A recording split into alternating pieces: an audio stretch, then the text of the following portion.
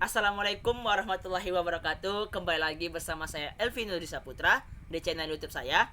Nah, kali ini saya masih membahas video yang sama seperti sebelumnya, yaitu mengenai uji validasi kuesioner. Nah, mungkin video ini menjadi video terakhir di pembelajaran probabilitas dan statistik.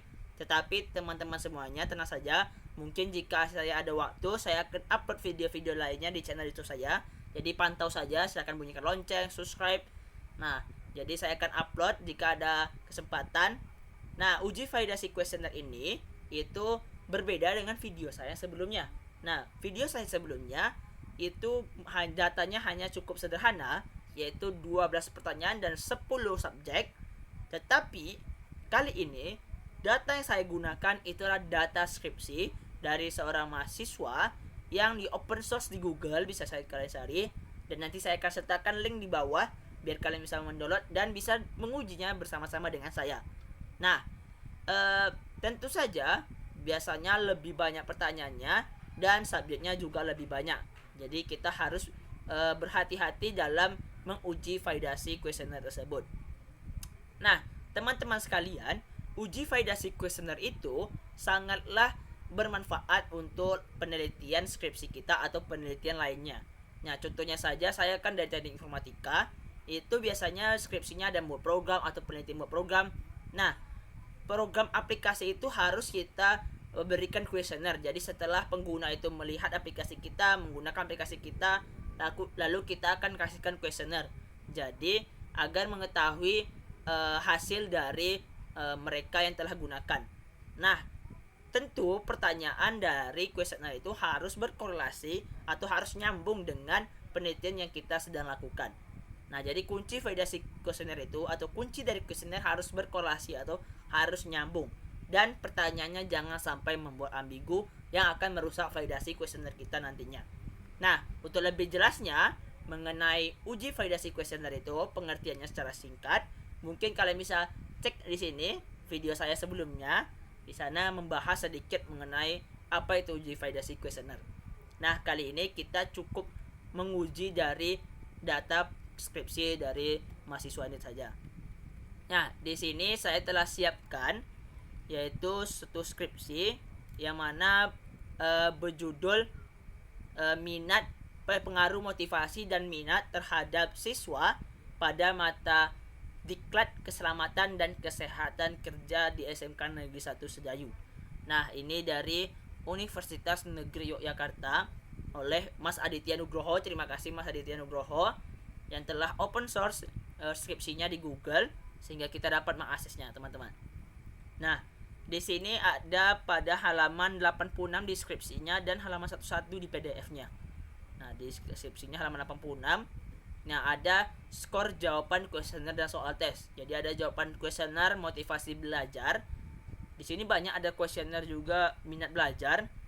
Nah, sebentar. Nah, ada kuesioner minat belajar. Jadi dia ada banyak kuesionernya, tetapi yang saya gunakan hanya kuesioner motivasi belajar. Nah, teman-teman, ini nantinya kita salin ke dalam Excel agar memudahkan kita pengerjaannya. Oke, langsung kita pindah ke Excel. Nah, sudah saya sediakan tentunya. Sudah saya salin. Jadi bisa dilihat di sini, teman-teman, ada sekitar 20 skor item atau 20 pertanyaan dengan 32 subjek. Nah, jadi tentu penyalinan dari Excel ini sangatlah harus ekstra hati-hati dan harus teliti sehingga tidak terjadi kesalahan nantinya. Nah, ada tips dari saya untuk penyalinan uji validasi kuesioner ini, teman-teman. Mungkin setelah kalian menyalinnya, ini kan 221, kalian bisa review markup text highlight. Nah, jadi bisa kalian highlight. Jadi ini di highlight, berarti tandanya sudah disalin. Selanjutnya 122 jadi highlight lagi. Nah, di sini di highlight. Jadi kalian bisa tahu mana yang data telah disalin. Nah, jadi itulah dan juga di sini ada totalnya. Ini kan ada total. Jadi kalian bisa totalkan juga di bawah. Ini nggak ada itunya juga pengaruhnya, tetapi bisa kalian jadikan acuan. Jadi data kalian itu sudah benar. Nah, jadi ini tinggal di drag aja sedikit. Nah, jadi kan 56 84 63 55 48 64. Nah, berarti data kalian sudah benar disalin. Jadi kita tidak lagi harus takut lagi dalam penyalinannya, karena saya sudah saya kasih tips-tips cara penyalinannya. Nah, langsung saja kita lakukan uji validasi. Yang pertama yaitu adalah kita cari skor totalnya dulu. Seperti biasa, skor total berarti sum, yaitu sumnya itu yang di sini. Kita drag sampai ke sini, enter. Nah, baru kita drag ke bawah sampai di sini. Nah, berarti sudah kita totalkan. Baru kita cari yang namanya korelasi. Nah, apa itu korelasi? Nah, apa ayo korelasi? Kalian bisa cek video saya mengenai korelasi person di sini. Nah, jadi korelasi itu ada hubungan sebab akibat. Jadi ada hubungan dari antara satu subjek dengan subjek lain-lainnya. Nah, jadi kita cari rumus korelasi itu dengan korel. Nih, korel array 1 berarti yang ini, dan array 2. Nah, dipisahkan dengan tanda titik koma. Array 2-nya yaitu adalah skor total tadi. Nah, tentu saja skor total itu dia tidak akan berubah-ubah. Jadi kita ikat dia dengan dolar atau klik F4. Nah, jadi tadi ikat dengan dolar berarti dia array keduanya hanya tetap skor total itu saja, jadi tidak akan berubah-ubah. Lalu kita klik enter. Nah, sudah kita dapatkan. Ya udah gampang, tinggal kontrol, ada plus itu, baru di drag. Nah, ini namanya R hitung. Nah, ini yang disebut dengan R hitung. Nah, apa guna R hitung itu? R hitung itu kita gunakan sebagai pembanding apakah pertanyaannya itu valid atau tidak valid. Dengan apa kita bandingkan? Yaitu adalah R product moment. Nah, dari mana R product moment itu dapat? Yaitu kita harus tentukan dulu degree of freedom, yaitu derajat kebebasan. Dimana seperti setelah saya jelaskan kepada simulasi Monte Carlo. Nah, bisa kalian cek lagi videonya di sini. Itu kita harus membebaskan data kritis kita itu satu di kiri, satu di kanan, atau satu kiri atau satu kanan saja. Nah, kita harus bebaskan di kiri dan kanan satu-satu itu agar kita menghasilkan P lebih kecil dari 0,05 agar datanya signifikan.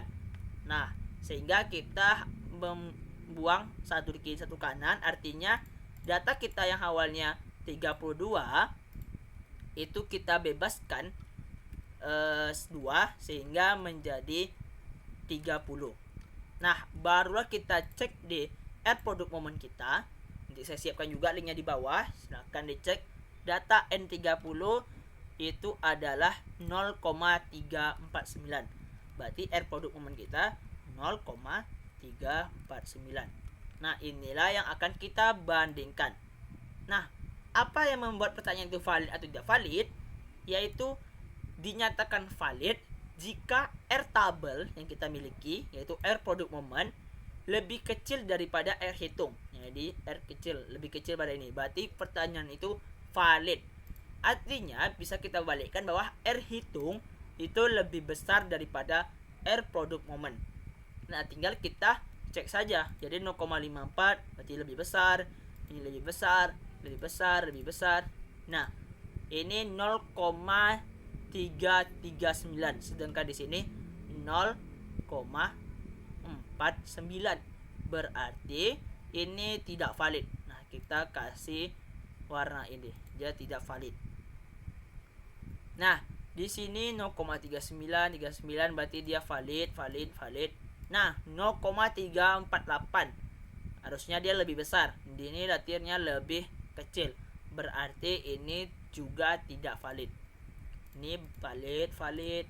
Kita cek lagi, ini valid. Nah, 0,36 7 47 40 44 48. Nah, berarti pertanyaannya valid. Yang tidak valid hanya 1 2 3 4. Pertanyaan keempat dan pertanyaan ke-11. Nah, berarti kita langsung buat kesimpulan pertanyaan dari yang ke-5 dan 11 tidak valid. Kalau di bawahnya kita bikin pertanyaan 1 sampai 4 itu valid dan valid. 5 sampai 10 valid dan 12 sampai 20 itu valid. Nah, di sini salah, itu bukan 5, berarti ini 6 sampai 10 itu valid. Nah, itu tadi cara menguji validasi kuesioner itu dengan cara tips manual.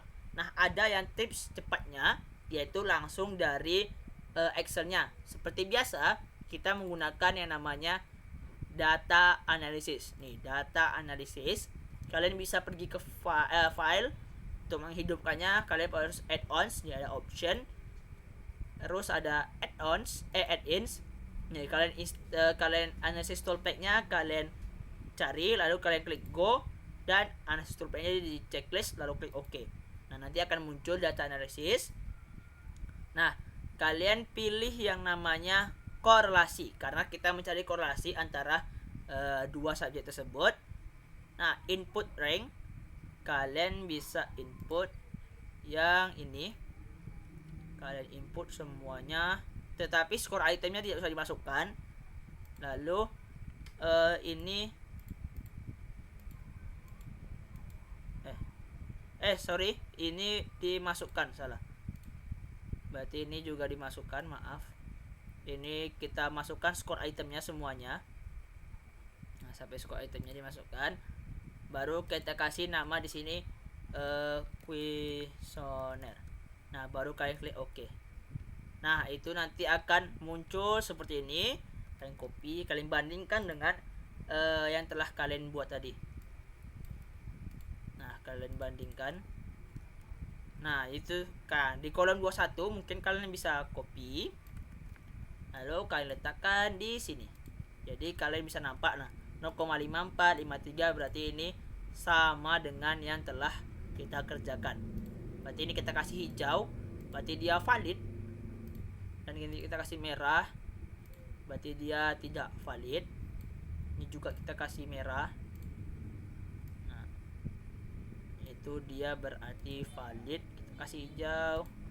Dan ini juga valid, kita kasih hijau. Nah, berarti sudah selesai cara menguji validasi kuesioner, khususnya di atas skripsi yang telah saya ambil di Google. Nah, teman-teman sekalian, itu tadi mengenai uji validasi kuesioner. Dan jika ada pertanyaan, kalian bisa komen di bawah atau bisa DM Instagram saya di @l.v.no. Nah, mungkin ini jadi pembelajaran terakhir di pembahasan statistik. Kalian bisa nonton video-video pembelajaran lainnya dengan playlist di bawah. Nah, atau bisa juga kalian cek video lainnya di bawah juga. Dan jangan lupa tonton video-video lainnya dari saya maupun dari mengenai pembelajaran lain. Nanti saya akan upload. Terima kasih telah menonton. Assalamualaikum warahmatullahi wabarakatuh.